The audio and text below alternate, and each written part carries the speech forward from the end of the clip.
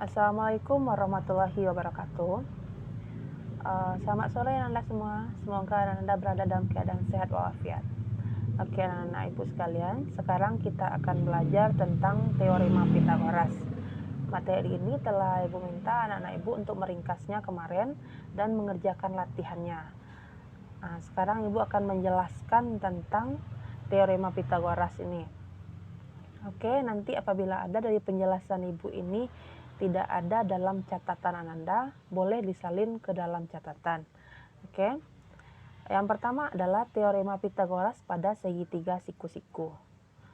Dapat kita lihat di sini segitiga ABC adalah segitiga siku-siku. Dengan AB adalah sisi miringnya, yaitu dilambangkan dengan C kecil. Kemudian BC adalah sisi siku-siku, dilambangkan dengan A kecil. Dan AC juga sisi siku-siku dilambangkan dengan B kecil. Oke. Untuk menentukan kuadrat sisi miring pada segitiga siku-siku sama dengan jumlah kuadrat kedua sisi siku-sikunya. Dapat kita lihat di sini yaitu AB kuadrat sama dengan BC kuadrat ditambah AC kuadrat, atau BC kuadrat sama dengan AB kuadrat kurang AC kuadrat, atau AC kuadrat sama dengan AB kuadrat dikurang BC kuadrat. Ini adalah contoh soalnya. Perhatikan gambar berikut.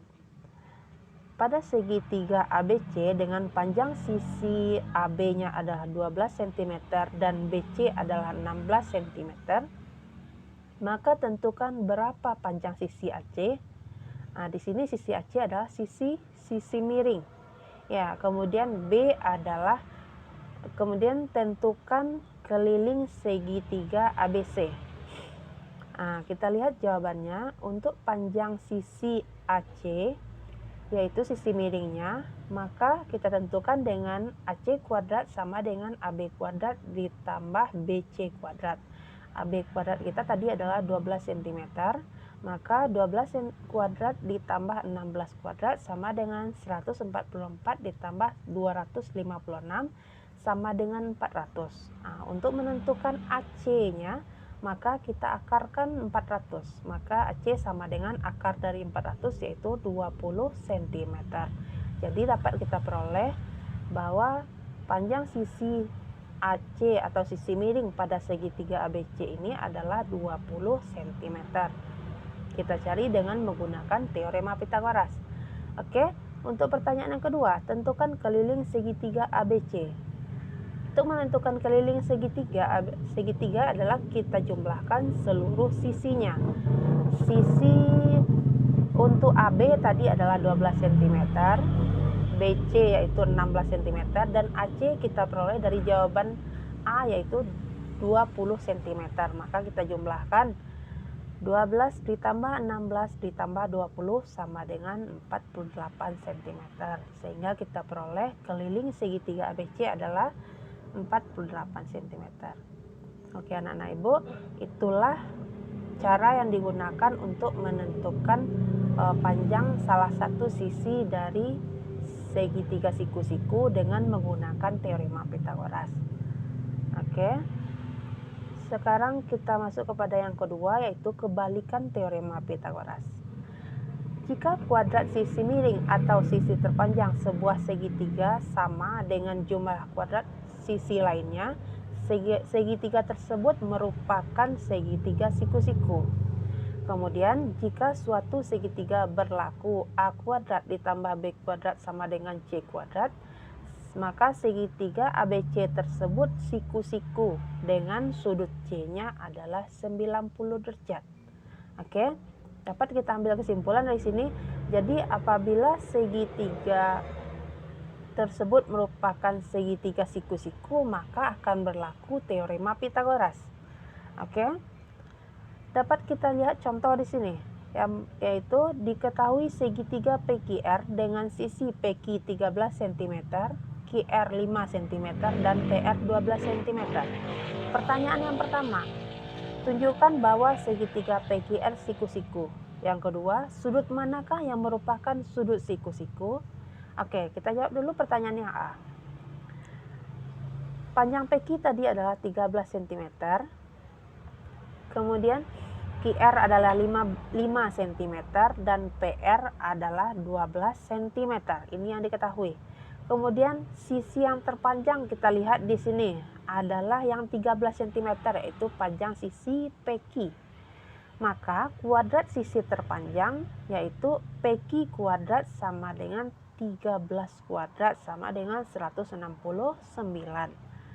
Oke, untuk menentukan jumlah kuadrat dua sisi lainnya, maka QR kuadrat ditambah PR kuadrat sama dengan 5 kuadrat ditambah 12 kuadrat.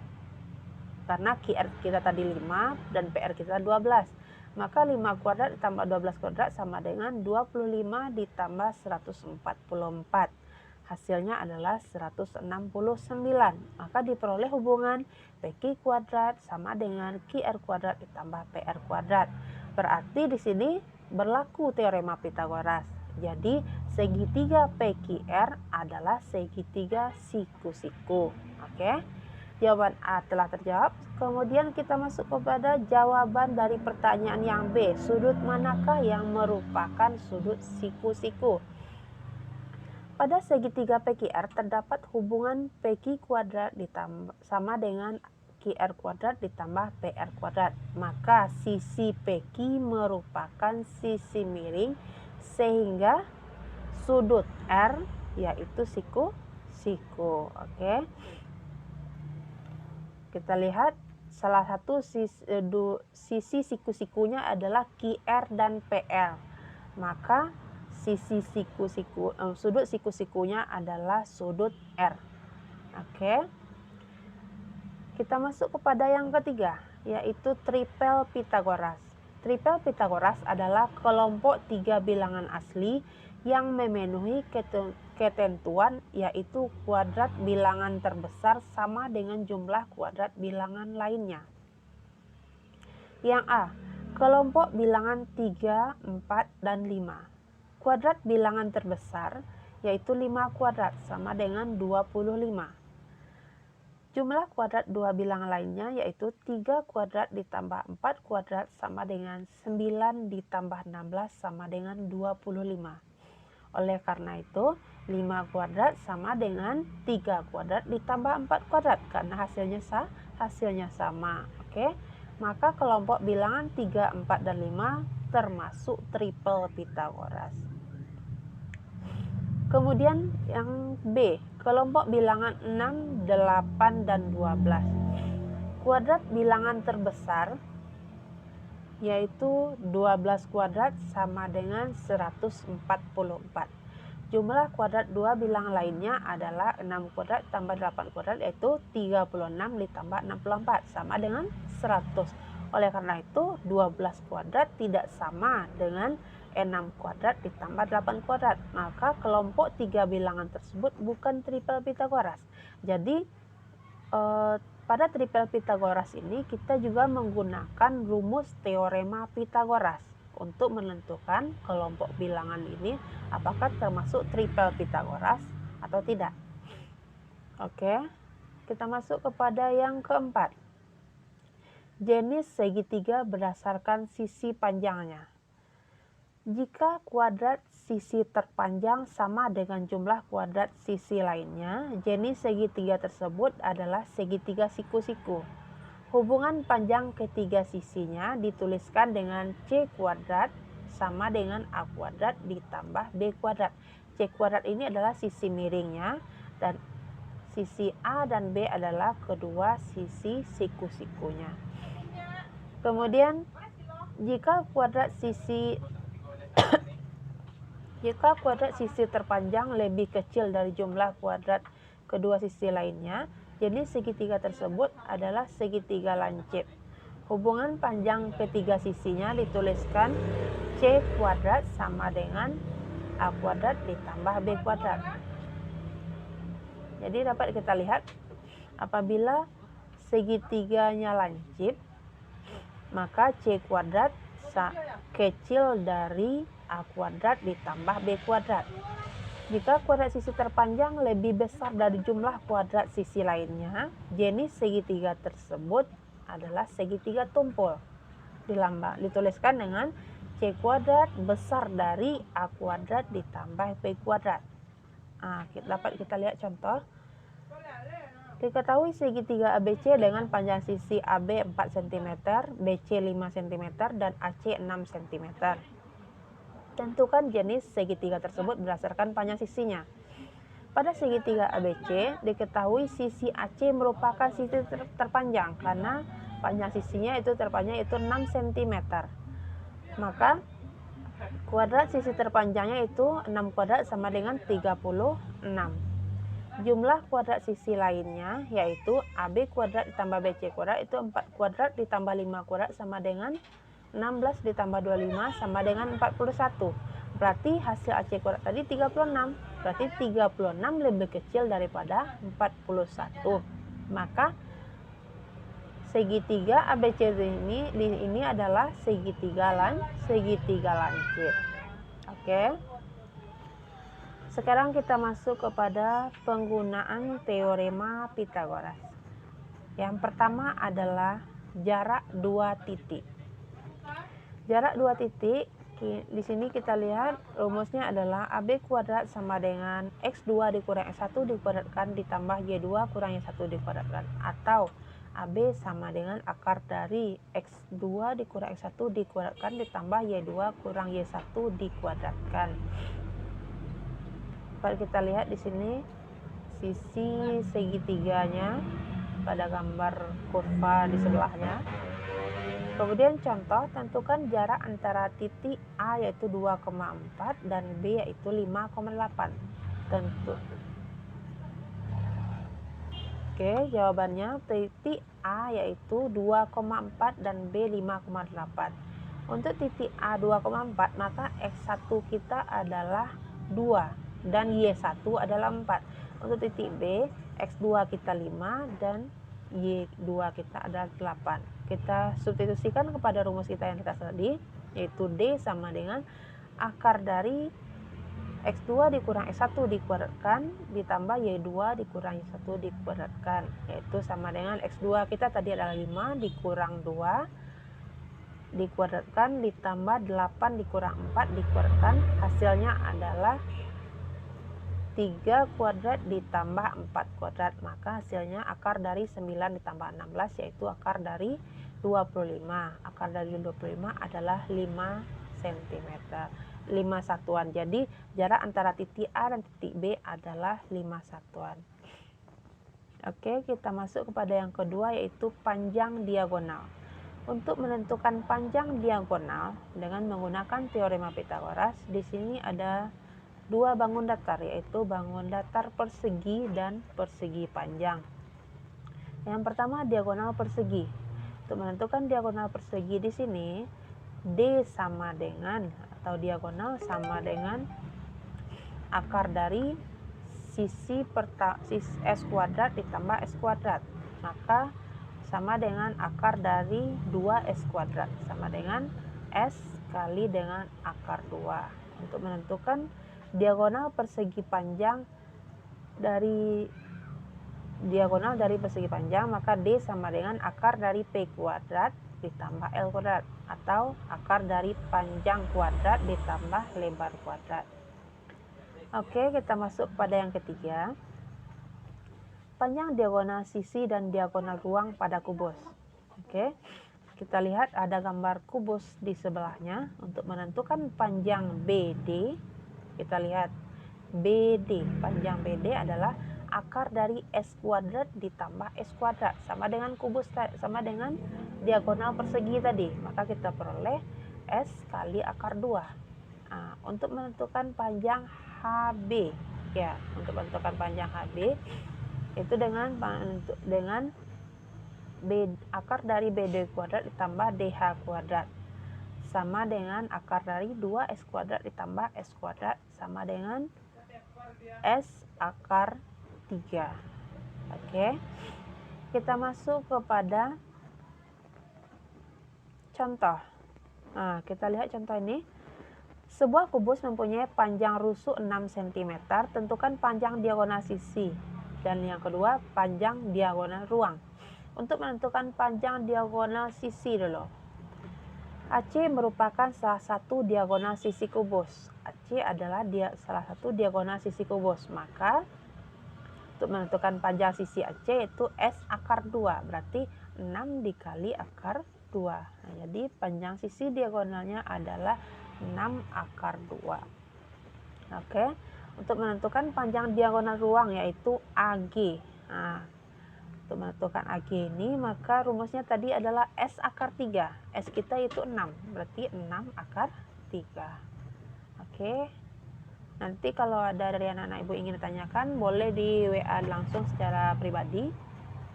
Kita lanjut dulu untuk panjang diagonal sisi dan diagonal ruang pada balok. Di sini dapat kita lihat rumus-rumusnya. Untuk AF sama dengan akar dari AB kuadrat ditambah BF kuadrat dan sama dengan akar dari P kuadrat ditambah T kuadrat. Untuk BG itu akar dari BC kuadrat ditambah CG kuadrat. Untuk BD yaitu AB kuadrat ditambah DH kuadrat akarnya. Oke, ini untuk balok. Untuk contohnya, tentukan luas bidang BCHE yang diarsir, bidang BCHE. Maka kita perhatikan dulu segitiga ABE. Segitiga ABE adalah segitiga siku-siku. Kita tentukan BE-nya dengan teorema Pitagoras. Maka BE kuadrat sama dengan AB kuadrat ditambah AE kuadrat. AB kita adalah 12 cm dan AE adalah 9 cm. 12 kuadrat tambah 9 kuadrat sama dengan 225. Jadi akar dari 225 adalah 15 cm. Kemudian kita lihat bidang BCHE berbentuk persegi panjang. Nah, maka kita bisa menentukan luasnya yaitu dengan menentukan panjang dikali lebar.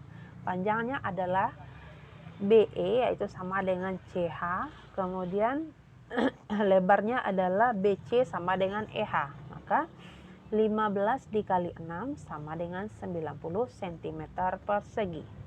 Oke. Kita masuk kepada bagian perbandingan panjang sisi pada segitiga siku-siku. Nah, di sini pada segitiga siku-siku kita juga akan memahami tentang perbandingan panjang sisinya. Segitiga siku-siku yang pertama, segitiga siku-siku sama kaki dengan sudutnya itu 45 derajat, 45 derajat dan 90 derajat. Oke, perbandingan yang kita gunakan adalah AB kuadrat dibanding dengan BC kuadrat banding dengan AC kuadrat, yaitu sama dengan 1 dibanding 1 banding akar 2. Dapat kita lihat contoh berikut. Diketahui segitiga PQR siku-siku di Q jika panjang sisi PR 20 cm dan besar sudut R yaitu 45 derajat. Tentukan panjang sisi PQ. Oke, kita gunakan rumus yang di atas tadi. Oleh karena sudut R-nya itu 45 derajat dan sudut Q-nya itu 90 derajat atau siku-siku, maka besar sudut P yaitu 45 derajat. Karena jumlah sudut dalam sebuah segitiga siku-siku adalah jumlah sudut dalam segitiga adalah 180 derajat. Oke. Untuk segitiga PQR merupakan segitiga siku-siku sama kaki, maka berlaku PQ dibanding QR dibanding PR, yaitu akar 1 dibanding 1 banding akar 2. PQ banding PR yaitu kita bandingkan dulu PQ banding PR, maka yaitu 1 dibanding akar 2. PQ banding PR sama dengan PQ per PR sama dengan 1 per akar 2. Kita jadikan dalam bentuk pembagian pecahan. Oke. PQ per 20 karena tadi panjang PR adalah 20 cm. PQ per 20 sama dengan 1 per akar 2. Kemudian maka kita peroleh PQ sama dengan 20 per akar 2. Kita lihat PQ sama dengan 20 per akar 2. Sama dengan 20 per akar 2 dikali akar 2 per akar 2 dikali dengan akar sekawannya, maka kita dapatkan 20 akar 2 per 2, karena akar 2 kali akar 2 sama dengan 2. 10 kita peroleh PQ-nya itu 10 akar 2. Oke, yang kedua adalah segitiga siku-siku dengan sudut 30 derajat, 60 derajat, dan 90 derajat. Kita lihat perbandingannya, yaitu OF dibanding DO dibanding DF sama dengan 1 banding akar 3 banding 2. Kita lihat contohnya. Perhatikan gambar berikut. Tentukan panjang sisi AB dan BC. Berdasarkan gambar di atas, karena besar sudut C itu adalah 30 derajat dan sudut B adalah 90 derajat, maka besar sudut A adalah 60 derajat. Oke, berarti kita gunakan rumus yang di atas tadi, yaitu OF banding DO banding DF, yaitu sama dengan 1 banding akar 2 banding 2. Oke, panjang sisi AB. Untuk menentukan panjang sisi AB, maka AB banding AC sama dengan 1 banding 2. Oke, AB banding AC sama dengan 1 banding 2. AC kita tadi adalah 12 cm, maka AB banding 12 sama dengan 1 banding 2. Maka kita peroleh AB-nya adalah 6 cm. Yaitu kita dapatkan dari 12 dibagi 6. Oke. 12 dibagi 2, maka dapatkan hasilnya 6 cm. Oke, yang kedua, panjang sisi BC. Untuk menentukan panjang sisi BC, yang kita bandingkan adalah AB dibanding BC. AB dibanding BC itu 1 banding akar 3. Maka kita peroleh tadi AB kita adalah 6 cm, maka 6 dibanding BC yaitu sama dengan 1 banding akar 3, maka kita peroleh BC-nya itu 6 dikali akar 3. Ingat, untuk mengkalikan akar dengan bilangan bulat tidak boleh langsung, maka bilangan bulat tetap bilangan bulat, tidak boleh digabungkan dengan akar. Maka kita peroleh 6 kali akar 3 yaitu 6 akar 3. Jadi panjang sisi AB-nya adalah 6 cm dan BC adalah 6 akar 3 cm. Oke. Dapat kita lihat di sini, inilah penjelasan Ibu tentang teorema Pitagoras. Nanti kalau ada dari anak-anak Ibu yang ingin ditanyakan lagi, boleh dijapri langsung kepada WA Ibu secara pribadi. Kemudian apabila ada dari penjelasan Ibu tadi yang belum ada di dalam catatan Anda, silakan disalin ke dalam catatan. Dan ingat, boleh dilihat kembali untuk menyelesaikan soal latihan yang Ibu berikan kemarin, karena latihannya akan kita kumpul pada Senin depan. Oke anak-anak Ibu, terima kasih atas perhatiannya. Wabillahi taufiq wal hidayah. Assalamualaikum warahmatullahi wabarakatuh.